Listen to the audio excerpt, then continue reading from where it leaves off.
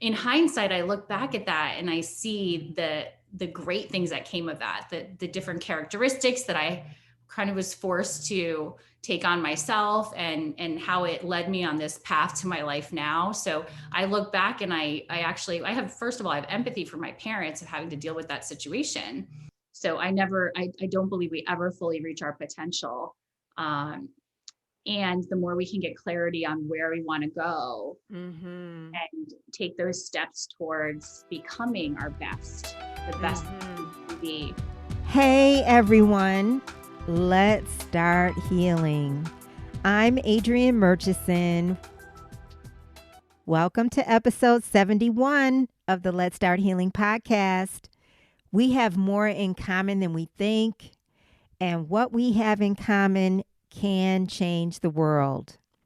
Today, I have a very loving, pure heart joining me today by the name of Laurie Maddalena. I'm really looking forward to you meeting her.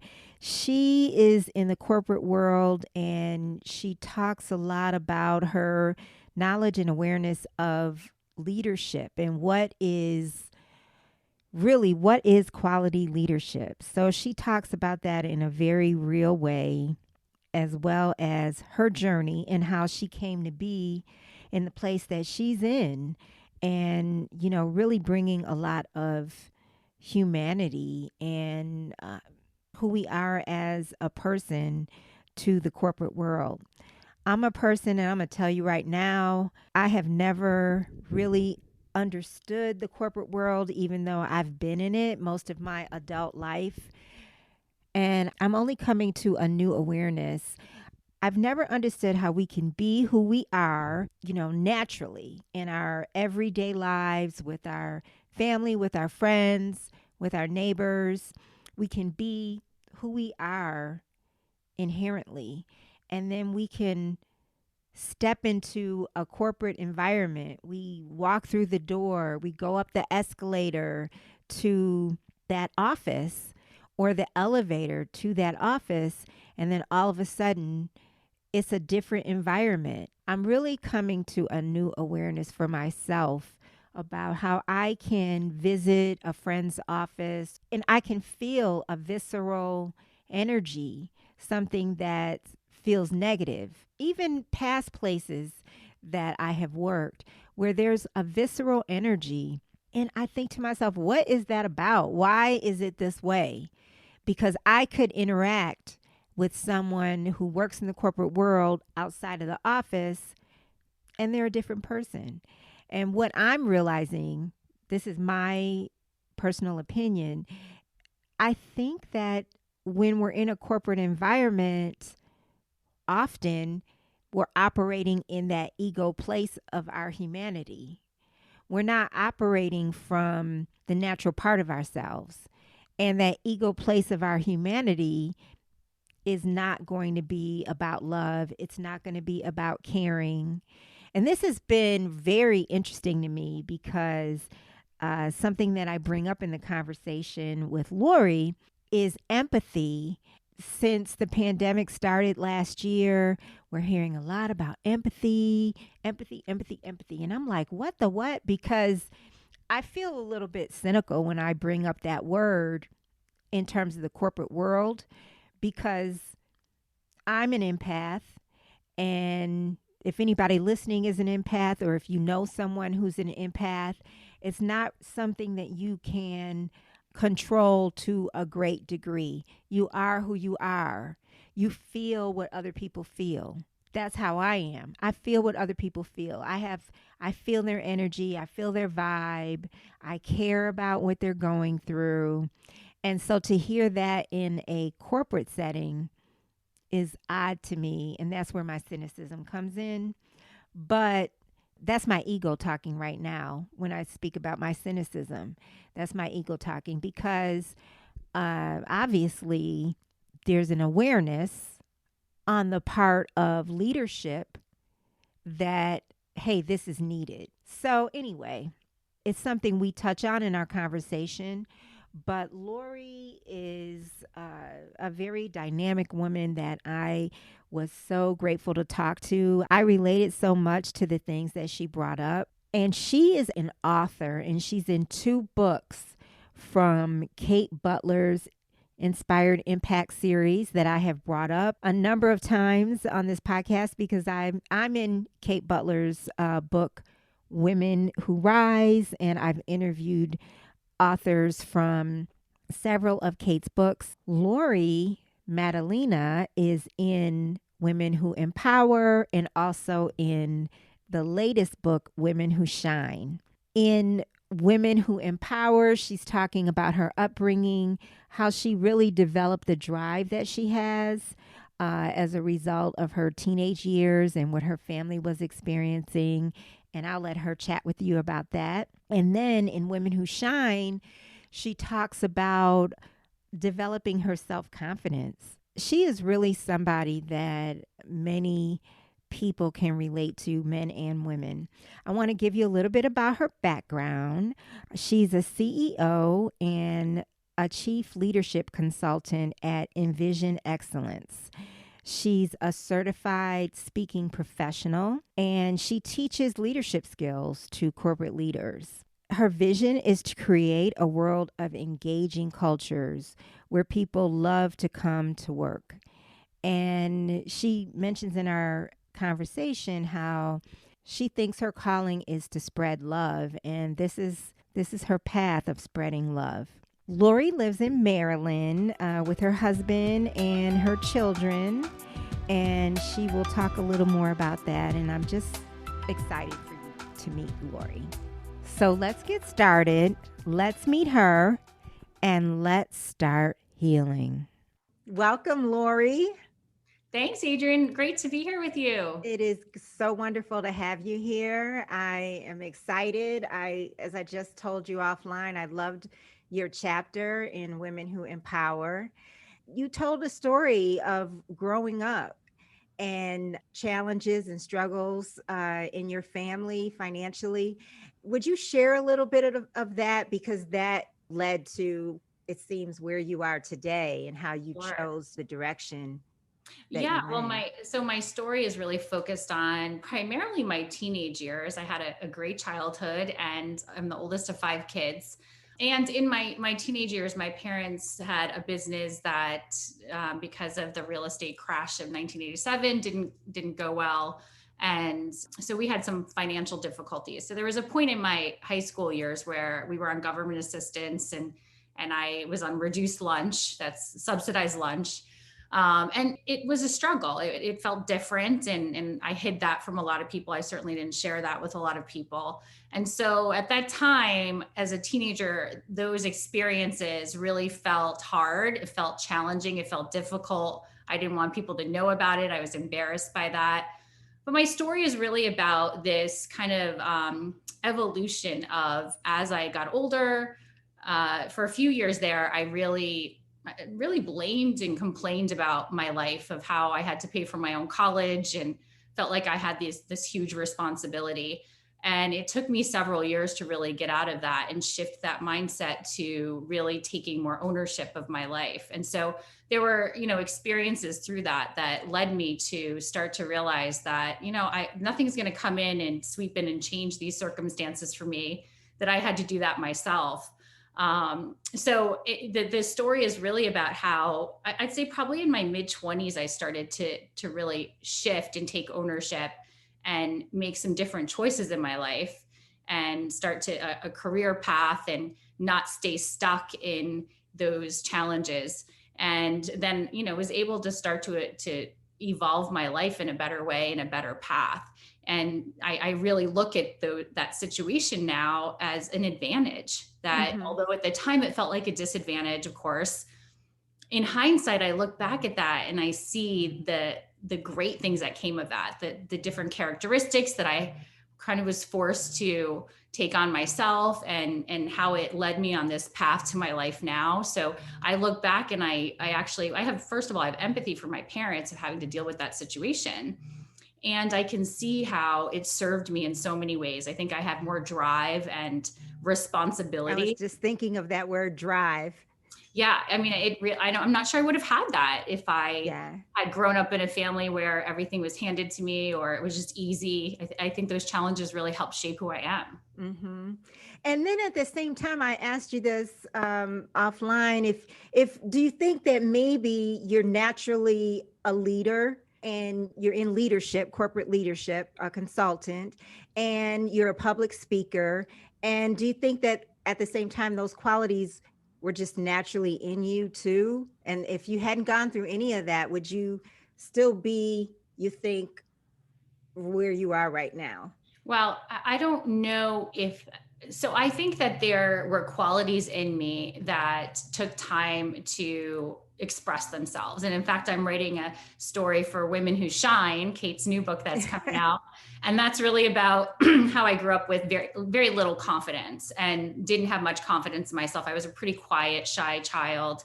And so I think I remember one of my kindergarten teachers saying to me, she couldn't believe I do public speaking because here I was, this shy child in kindergarten. Yeah.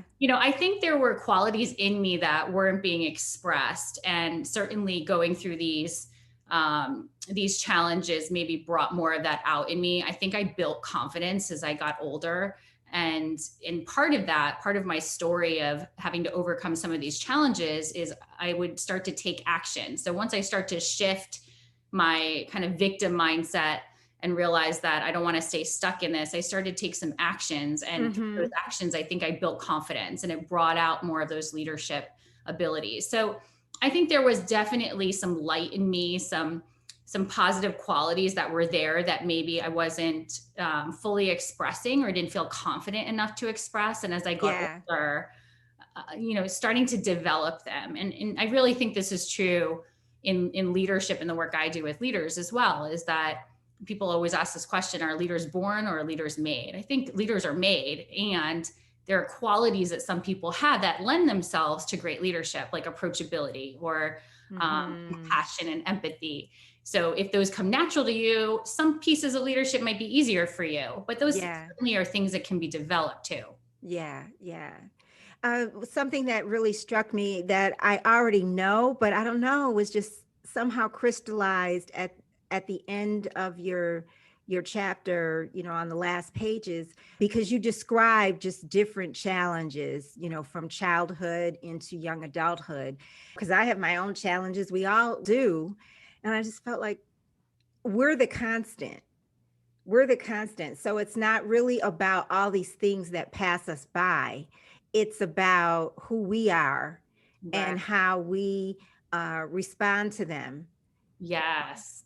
Yeah. And I think, when I read your story, it really impacted me of your experience with God and how God has been present in your life. I really think that these are things that, it's about expressing it, right?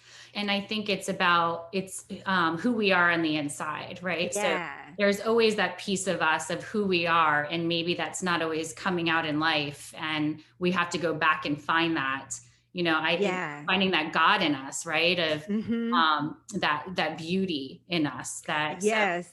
so Yes. absolutely, and I think it's also finding our voice of So true. how we respond to things, as you said. Like we have this ability to respond to the events and circumstances that happen in our life, Yeah. and so there's this piece of choice of, do I stay in this place of feeling stuck and powerless, or do I make this choice and really honor the true me, the me inside of me, Right. who is about beauty and light? And we all have that. We all have that. I love that Hmm. Marianne Williamson quote where she says, who are you not to be brilliant and beautiful Yes. and all of these things, right? It's every single one of us. And as you said, all of us have had challenges in our life. And Hmm. I know I've read some of the stories in the Inspired Impact series books that way more challenging than mine. I mean, I know your story of losing, parents and your brother, and all of these things are so hard, right? Everyone has Hmm. something that they've dealt Yeah. with in life. And so I think the message in my story and in many of these stories is, despite that, how do you use that? How do you create your best life, or move towards your potential or your best despite the things you've gone through, and use those as maybe even fuel or a way Mm-hmm. to create clarity for yourself and your life and the message you're sending out into the world. Yes, and I it's how you view it too. I have a friend who's an author in the series as well, and we both experienced a similar type of trauma.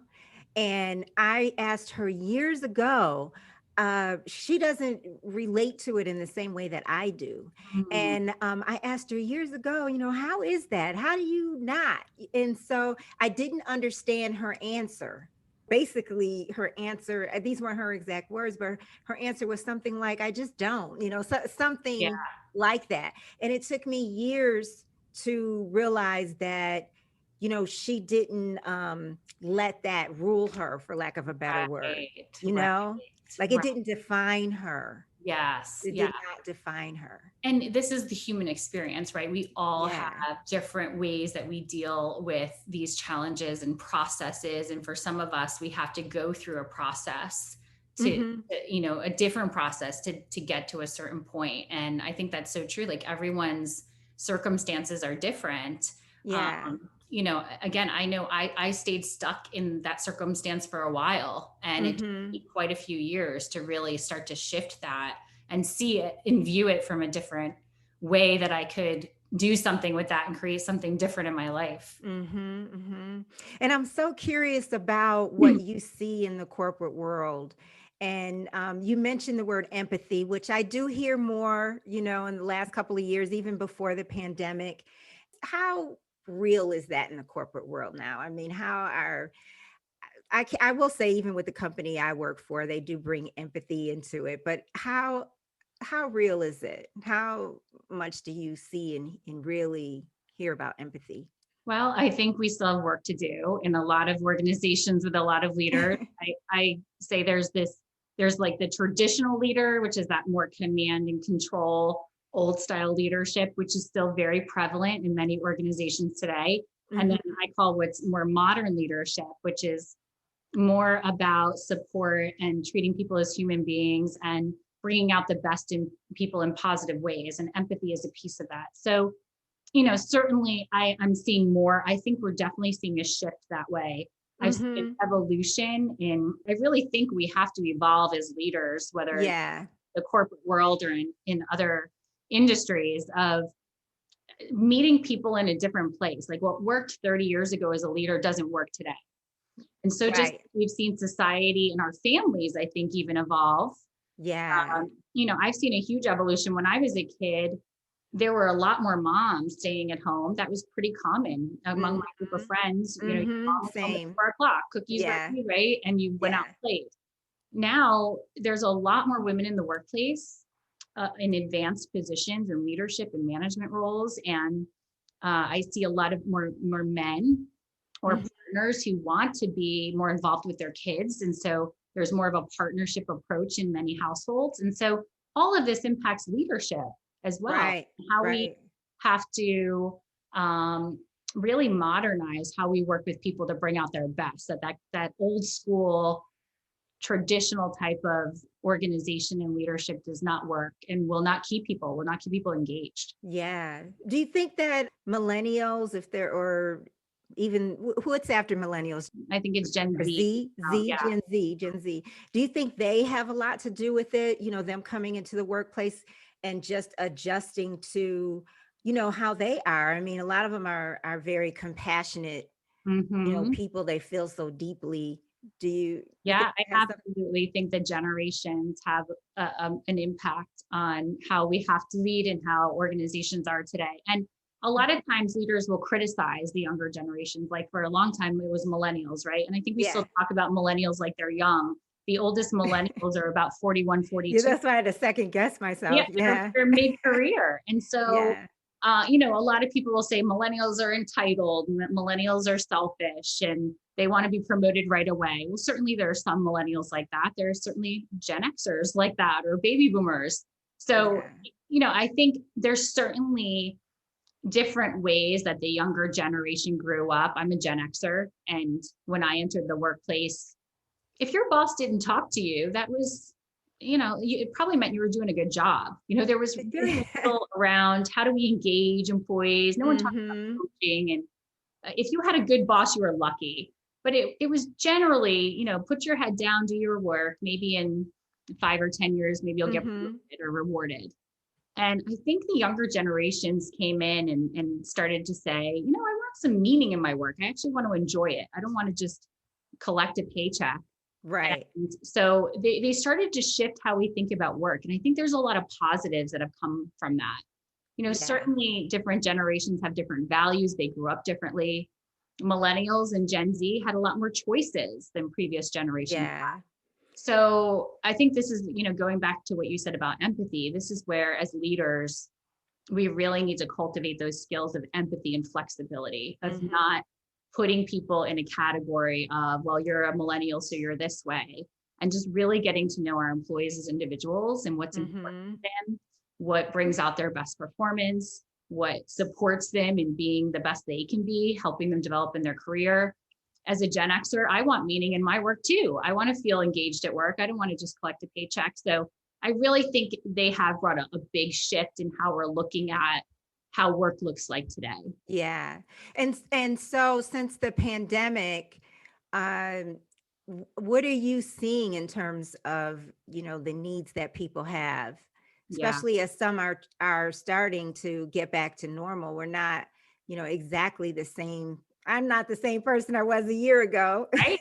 No. Right. I think a lot of people have had that experience where there's Yeah. been a transformation in different ways, right? Yeah. So going back to when things started for a lot of it, I mean, for all of us, this was unexpected Mm-hmm. and certainly challenging. And I know for me, those first few months were really challenging. I had three young Yeah. kids in grade school, and having them home while my husband and I tried to run our businesses was really, really, it was. Wow. And so our kids thankfully are back in school now. And now I'm seeing the beauty in many ways of this challenge, in the sense that we've been walking more, we've had more balance. I'm doing virtual sessions. I just started Mm-hmm. getting back to in person about a month ago. And so there's been some really positives. I think as organizations, though, part of it is having to understand that everyone's experience is different. So some Mm-hmm. people lost family members, some people had COVID. And so, how do we support those people? Some people have had positives. I mean, I'm hearing from a lot of people, they don't want to go back 100% in the office. In fact, I have a colleague who does surveys for employee satisfaction, and she said employee satisfaction actually increased last year because employees have been asking to work from home for years. And a lot of traditional or just, some organizations just weren't prepared for that or didn't want to go Yeah. that way. And now they had to figure it out. And we're seeing people can work well this way. And so some people really enjoyed this and they want some sort of hybrid. And so I think now, a year later, what organizations need to do is as we're bringing people back, Mm-hmm. sure we're taking the time and giving them enough notice that they can't just shift like that in 2 weeks and be back in the office. Yeah. I'm Yeah. recommending to my clients, at least 2 months. People need to ease in, just like we kind of were forced into it. Now we need to ease out of it, not force people back into this reality that Yeah, we may not be absolutely. ready for. Absolutely. Yeah, I'm really surprised. My company, we're moving to a new building, but it's not going to be a traditional office space at all. So we will pretty much stay working remotely, but we'll still meet, maybe once a week or Hey, twice a week or something like that, just so we can, see each other and, that's that type of great. It thing. sounds like a nice balance. It is. I Right. think so. For now, I'm still at home and all the time and I like it. Yeah. Yeah. That's what I prefer. So if you may have done this already, if you were to give a TED talk, what would what would be the theme? If you're just talking Hmm. to just people who working people, period. They might be in the corporate world, they might have their own small business. You're just talking to people, period, but you're a professional. What would you want to convey? Oh, that's a great question. I have a couple topics that I'm thinking. One would be more the leadership side, which would be the evolution of leadership and how we as leaders need to really shift to be effective. But when you think about just people in general, I think that maybe I would do it on this topic of your disadvantages can become your advantages. So Mm-hmm. really understanding, okay, so we've all had some sort of disadvantage, and what's the shift in your life that you could make towards creating what you want. I really believe that sometimes when we experience what we don't want, we learn what we do want. We get more clarity. So for me, Yeah. a teenager, of having to go hand that quarter to the lunch lady every day and feeling like, I feel poor, right? And so the clarity was, I don't want to be poor. And as a teenager, that's the only way I could articulate that, is I don't want to be poor. And so it really created drive for me to go out and figure out. So I started studying success at a very young age.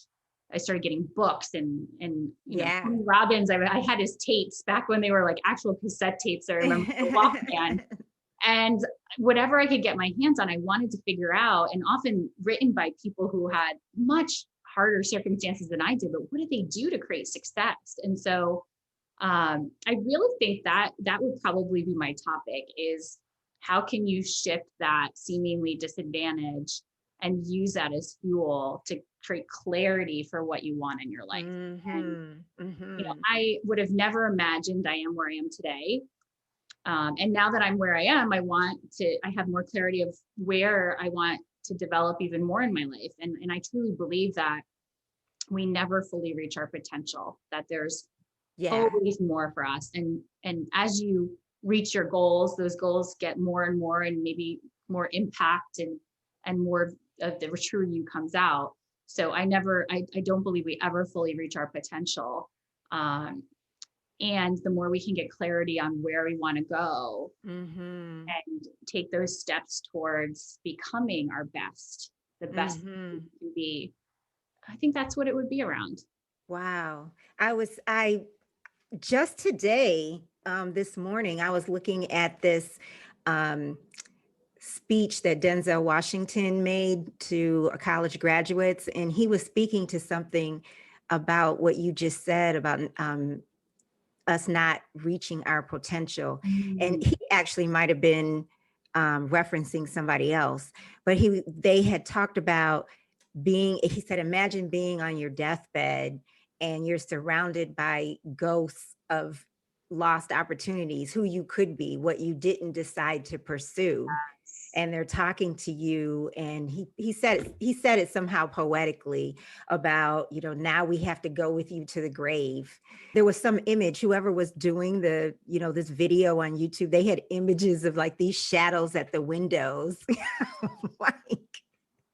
like you didn't pursue me, this part of you, this part of us, Yes. And yeah. how true is that though? Like how many times do we hear about, I know Bronnie Ware wrote a book, a hospice nurse wrote a book on this, the top 5 regrets of the dying. And one of them, they didn't live a life of true meaning of who they wanted to be. It was more Yeah. who someone else wanted them to be. And so Yeah. I think that's so true. And I think that's a great exercise too for all of us as humans to think about. When you're 95 or 100, what do you want to say about your life? Yeah. Because I think a lot of us start to get, I know I'm considered middle-aged now. I don't know how that happened. I just woke up one day and I'm in my 40s and I'm like, how did that happen? I don't feel middle-aged. I feel young. Yeah. I I feel just really don't like young. that term. I have a whole half a life ahead of me, right? Yet I know so many, I have friends, I have clients who think, oh, I can't do that, I'm too old. And Yeah. what are we wasting, right? Mm-hmm.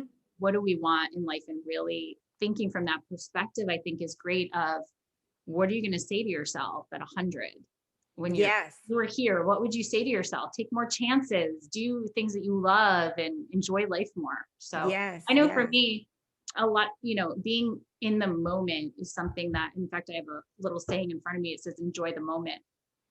Because I'm a very active person, work Mm-hmm. on, being busy. And I have to remind myself of that, of enjoy the moment. When I get older, I'm not going to wish that I worked more or that I was, constantly involved in all these activities. I think a positive thing for me that's happened over in this pandemic is I've slowed down in some ways with my family and Mm-hmm. learned to enjoy my kids more. Before, Yeah. I think, having 3 kids can be stressful, and I felt stressed out. I felt taxed and not a lot of margin in my life. And so I might be snippy with my kids of like, I was on a schedule all the time. Come on, it's bedtime. It's this, it's that. Right. Right. Now Right. I've learned to like really step back and try to enjoy them. People would say to me, "Oh, enjoy the moment. They're going to grow up so fast." And I would just curse people when they would stop saying that. You don't remember what it's like to be in the moment, like with kids getting to bed every night. And now I get it. I see my oldest is 10 now, and I see, wow, it goes fast. Mhm. So, hang on to enjoy and savor those moments more. So I have to tell myself that a lot. Well, so what do you think, or can you speak to the importance of communication in the workplace and authentic communication? Yes, yeah. Well, I think in many workplaces, this is rated the lowest, that organizations don't communicate very well. I think as leaders, one of our main responsibilities is what I call creating clarity and Hmm. helping people understand where we're going as an organization, where they fit into that, uh, what their part is, even helping them understand the priorities. And I think in our modern workplace, people feel overwhelmed. They have a lot on their plate. There's a lot of priorities. And so Yeah. people spin their wheels a lot. They feel overwhelmed. And anytime we're overwhelmed, I believe it's a sign we often don't have clarity on what we Yeah. should be working on. We have a to-do list of 20, 25 things, but maybe not the clarity of what's most important. So I think that's one of the main responsibilities of leaders, is making sure we're cutting through all that clutter and Hmm. helping employees see where they should be focusing their time and energy. Hmm. And I think with communication, there's the connection piece too. And this is Hmm. what I think goes along with modern leadership that the traditional leader didn't see value in. The traditional Yeah. leader thinks, you get a paycheck every 2 weeks. I don't have to appreciate you. Yeah, I don't need to develop you. Whereas the modern leader understands that connection piece of getting to know their employees, understanding what their goals are, and communicating with them in that way, and coaching them and letting them know where they stand so they can Hmm. performance. So Yeah. it's a really big piece of leadership, effective leadership. Yeah. I want to rewind for a second because something came to mind from your chapter about when the crash happened in 2008, Yes. and how you had your own business right before the crash. And I Right. think you're starting to do pretty well, but then it crashed. And you had the option. It seemed like there was an opportunity, if I'm not mistaken, where you could have gone back on staff in the workplace, but you decided not to. I've been faced with something similar. Mhm. And I just felt like you were really speaking to your spirit and your passion. Yeah. Well, so in 2008, I had just left my job. It was July. I was an executive at a credit union and had a really great job, right? Great benefits, nice position, doing well there, and decided to start my own business. And so I left in July. My husband and I got married. So I started my business right away. My husband and I got married in August. I moved to his townhouse. So all these life changes happened. We went on this amazing honeymoon. We went to Greece and Paris and Turkey. It was beautiful. 2.5 weeks. We came home, and a week later, so I wasn't doing well in my business, really. I Okay. think I just started. So I left this great executive job where I'm making good money and I had benefits. And my husband's a realtor, by the way. So Mhm. when the economy crashes, it's not usually the time people are buying and selling houses a lot. So a week after we came back is when the economy crashed. Mhm. I mean, I was so scared. I'm like, what did I do? I'm a pretty risk averse person. Like, even starting a business for me was going out on a limb. Right. And it was a couple months into that. I remember it was just before Thanksgiving. And I talked to my old boss, and he said, I'll have you come back and consult, and, you can do some consulting. And then just before Thanksgiving, he emailed me and said, we actually can't do it. We can't have you consult. So I was left in this place of, my husband and I were having this conversation. Should I go back to work? And I just had this feeling like, no, it was really hard. It was really hard. It was scary. And luckily, I mean, at that time we didn't have kids. So I was in a position where we could kind of take that risk a little bit. Yeah. And so I said, I really feel like I can make this work. And my husband's so supportive. And he said, I have no doubt. If you believe it, then I'm 100% Yeah. behind it. And so I really think things do happen for a reason. And I think about the fact that I connected with my old boss. I went to lunch. He actually offered for me to come back to consult for him, and I was going to take it. Mm-hmm. And then he came back and said no. And in that moment, I was upset. I was kind of angry, to be honest. And I look back and I'm so thankful that didn't happen, because had I taken that life raft to, oh, I'll just go consult for my own company, I'm not sure I would have had to work hard to find clients and get myself out Yeah. there and speaking engagements. And so it really forced me to hit the ground. And in those early days, I remember I almost had to beg for speaking engagements. I would like email the local SHRM chapters and say, hey, can I speak on this? And I hadn't done a lot of speaking. And so Mm-hmm. finally I'd get a couple that let me speak for free. And that's So really, some would say no. You're yeah, offering some to of them speak for said no, free. like they didn't know who I was, right? And so no, I got a lot of no's or no answers. And And you hadn't, did you have experience then with speaking? I was just curious how it was for you starting out. internally, not externally. I just internally in my organization as an executive, I had to speak, and I was in HR, so I would Yeah, yeah. often, do presentations, but not any formal speaking. And so at that time, it wasn't easy to get into those spaces when you just started a business. So Uh-huh. I finally did. I started getting some free speaking engagements, and then as I did well, I was recommended, and it built from there. But those early days were tough. They were tough. Well, so, I like to ask healing questions of my guests, since this is a spiritual podcast. And while we're on this topic, I would like to know what you think God wants you to do for yourself and for your clients Yeah. through your work.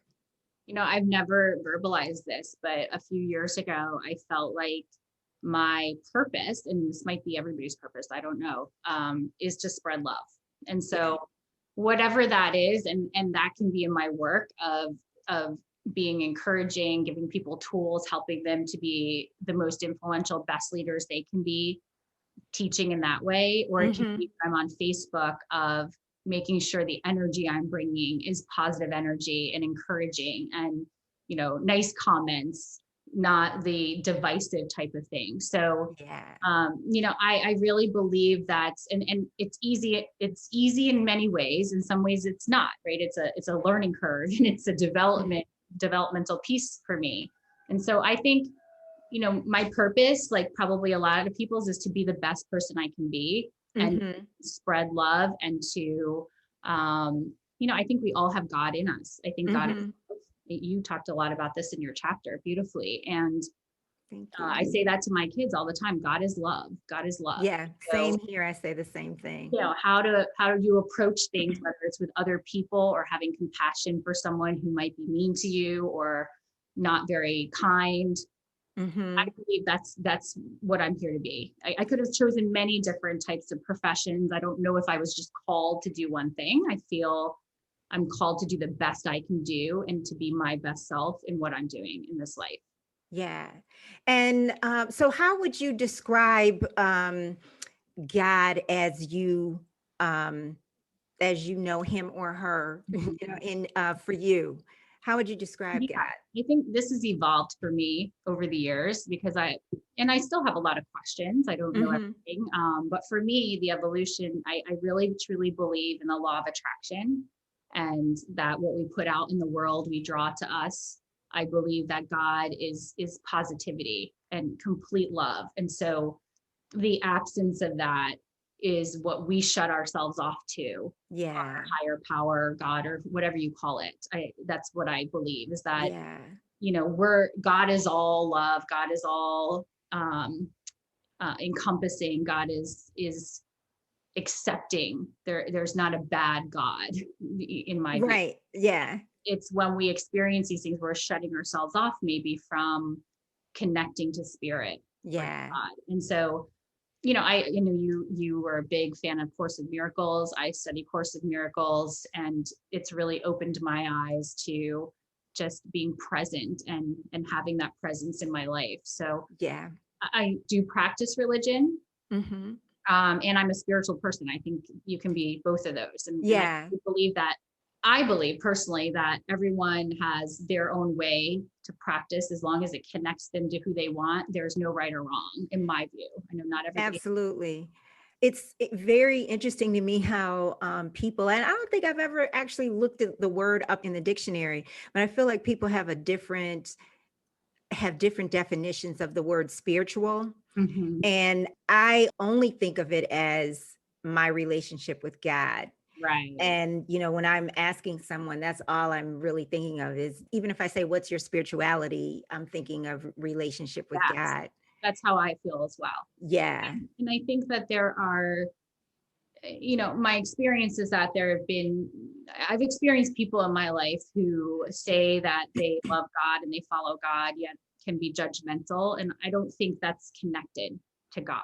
I don't Mhm. think God is judgmental or you have to live a certain, I'm accepting of, how people want to authentically live their lives is how they live their lives. And God Right. is Right. Right. of that and encompassing of that. Do you have a spiritual practice where, that helps you to stay connected for yourself and just to keep your own peace and balance? I pray and I practice gratitude every night. And Mm, something that I started during COVID, not the gratitude practice, but how I do it is we have a porch on our bedroom. And almost every night since the pandemic started, I've gone out there and just sat down and looked up at the stars or looked at nature and just really take a breath, powerful. right? And say, Yeah. thank you. Thank you for my children. And I try to be as specific as possible. I find when I'm specific, it just connects me more to what I Yeah. should be grateful for. Mhm. We've started to practice that with our children at the dinner table as well. Some nights they love it, some nights they don't, but we're really trying to instill that. So those are, I'd say, the main spirit. I do study Course in Miracles and I meditate. But Yeah. that's something I make intention throughout my day as well. And so Mhm. I often call on God and say, like, if I'm starting a workshop, I'll say, help me to be present with everyone who's here today, not think about other things or to bring your message or whatever message they need to hear. However, I can articulate clearly. I'll make intentions before I go into different parts of my day, which just keeps me connected and grounded. Yeah. And when do you is it when you go out on your porch or another time? Are there moments when you really feel that spirit of God, when you feel like the Yeah, spirit is right here present? I think I feel it mostly when I slow down and I take a Mhm. breath and just pause. And many times it's in nature when I'm just viewing nature and think like, wow, every single day we wake up and there's a fresh start in many ways, right? Or Yeah. I look at the trees and the stars and the things that happen every day. And in my children a lot too. I really see like when they're laughing and they're free. And what I've noticed about children is that they don't have the patterns and things that often hold us back, that we kind of Yeah. got the limiting beliefs, right? And Right. I think that they're even maybe more connected to God and source, when they're younger. And so I just look at the beauty. And it's like I mentioned, I'm pretty organized. I'm like a structured person. I like time conscious, and my kids are so not that, right? So I'm like, oh, it's gonna be out the door, and they're just like enjoying the moment, like in the I had to really learn. This has been a learning experience Yeah. as a parent to just slow down and say, okay, like maybe I'm saying to them, turn off the TV, and they're like enjoying it. Yeah. They're in the moment. I have to go and say, okay, 5 more minutes, and Mhm. help, not just abruptly pull them from what they're doing.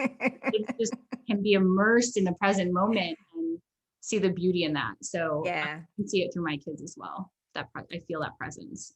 Is there a time that you can think of and you'd be willing to share when you experienced a miracle or a big blessing in your life that you said to yourself, this was completely God. I had absolutely nothing to do with this? Hmm. Oh gosh, there's probably so many. I can think as you were asking that question, one came to mind for me, and it was my grandmother, who I was very close to. And I think it was a couple of years before she died. And I remember getting the call from my mom, and basically she was saying, your grandmother doesn't have a lot of time to live. And so I packed my things, and I remember being conscious of packing for a funeral. and went to New York. I live in Maryland, and I drove to New York, and she was, I mean, they said she probably wasn't going to live, and she completely bounced back. I mean, within the matter of a few days. And I just remember thinking like, wow. I remember my sister saying this too, like, this is a miracle.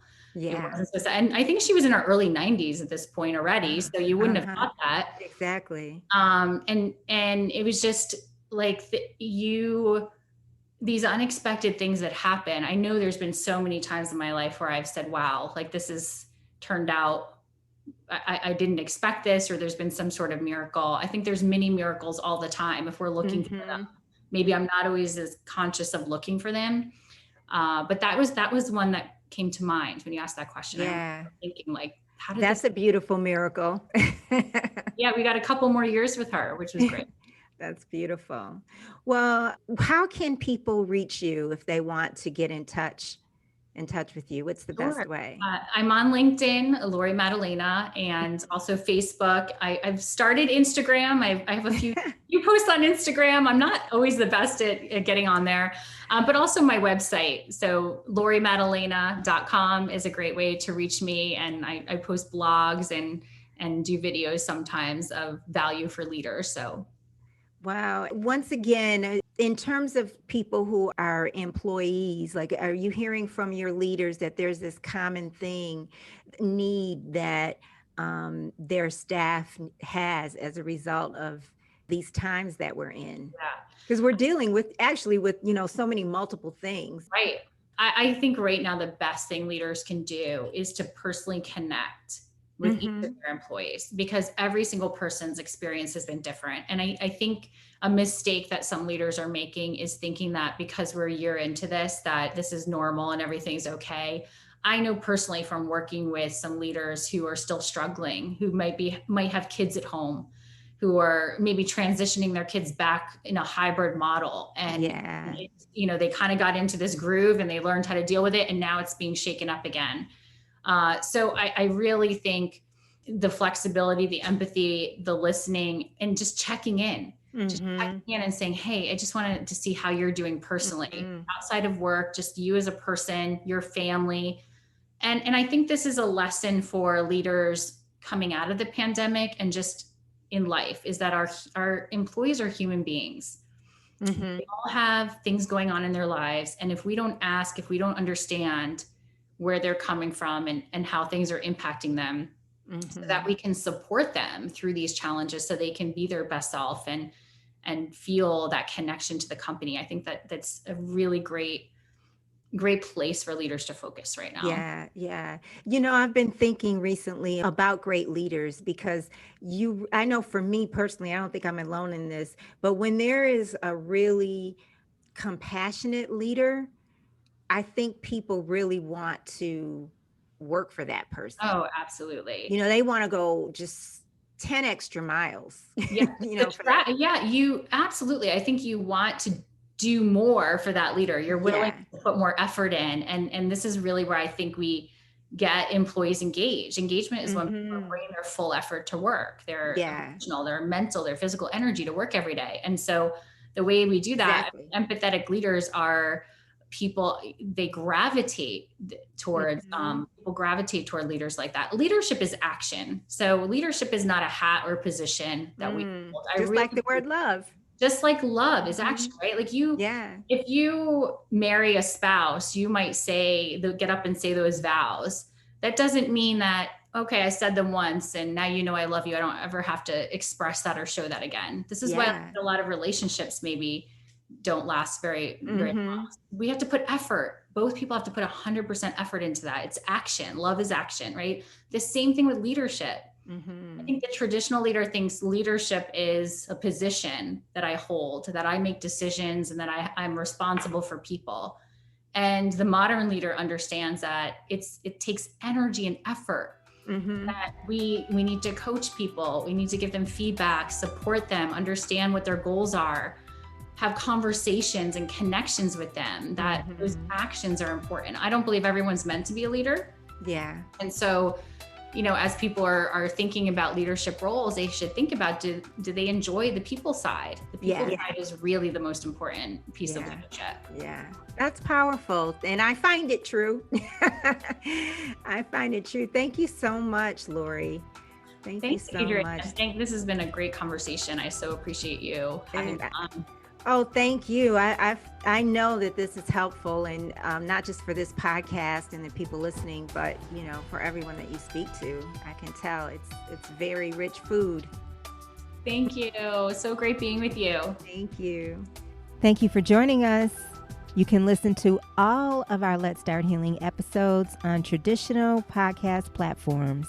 Until next time, let's start healing.